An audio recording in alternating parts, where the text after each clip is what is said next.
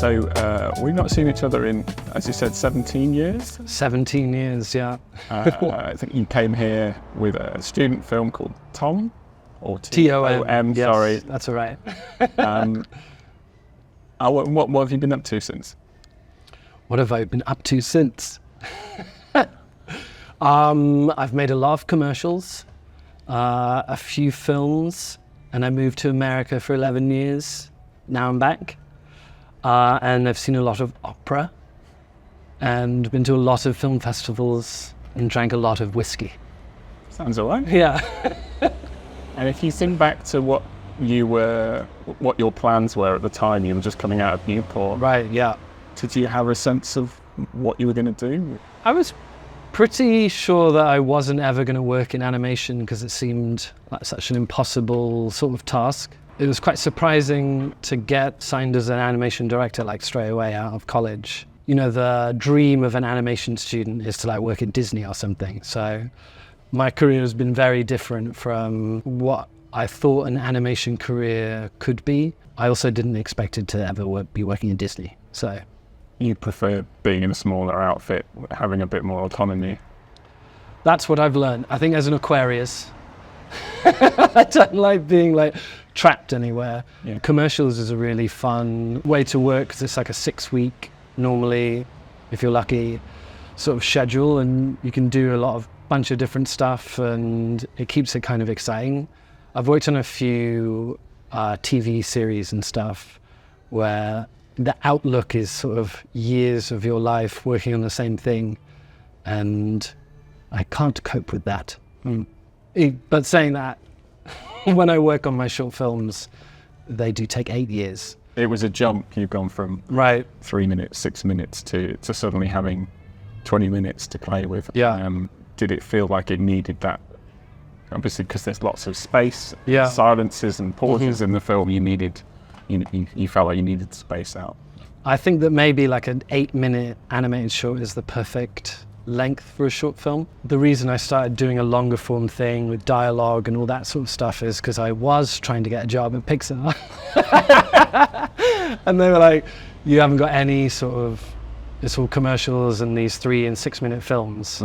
So I kind of did it as a challenge to myself to, take on that challenge of a film with dialogue and acting and a kind of a longer space to kind of prove that it was in my remit of doability. It's not a word, but so I felt like I had to prove it to myself and also the people at Pixar.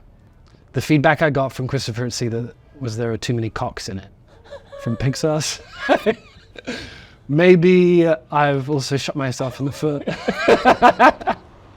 But when you're making a short film with funding that doesn't have a lot of strings attached to it, then you can do whatever you want. And I am a homosexual, and there needed to be cocks in my film.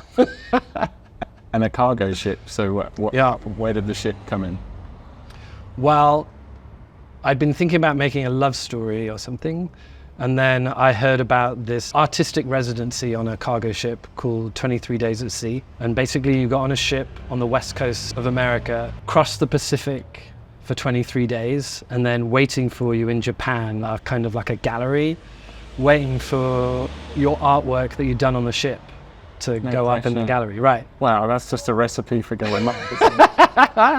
I later found out, yes. As soon as I heard about that, then I was just like obsessed with this idea of cargo ship travel, and it seemed like such an interesting place to set a film because you are kind of trapped on this vessel, and it's that kind of juxtaposition between pure industrial design of a cargo ship and then the beauty of nature on the open waters and stuff. That felt like a really compelling place to make a film. And then on top of that, it's a very kind of masculine environment. There's not many women who work on cargo ships. So like trapping someone who's questioning their identity in this super masculine space kind of like ticked all of my boxes of what I wanted to do with a film. The vibe very much was they're living their lives and they have to endure this like rotating cast of weird people who want to travel on a cargo ship. So by the time you got off the ship, did you have an idea of what the film was then? For sure, yeah. Like I already knew all the fantasy stuff that I wanted, and then that gave me the like realism that I was looking for. The production company that I started, Temple, Carrington and Brown, we started it to pretty much just to fund the financing gap that my film had. So taking on commercials and using the money that I made from that to put into the film. But I also wanted to use this production company to help my peers and also, you know, people who are just starting out, to bring us all up together and help other people to make films. Having the opportunity to make more than one film every 8 years by being a producer and helping other people along that pathway and kind of preparing them in a way. Shifting a bit more towards live action. You've done a fair bit of live action while at PSYOP, but is that going to be more your focus for the next project?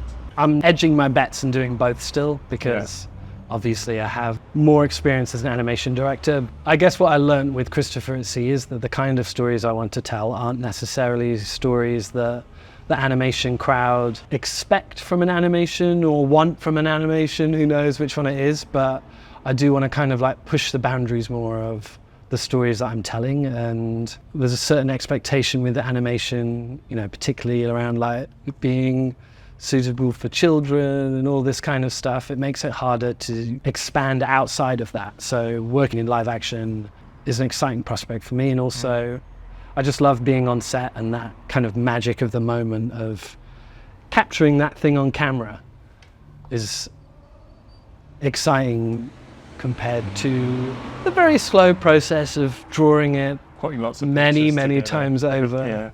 Yeah. So would you say the animation world is quite conservative in some ways? For sure, yeah.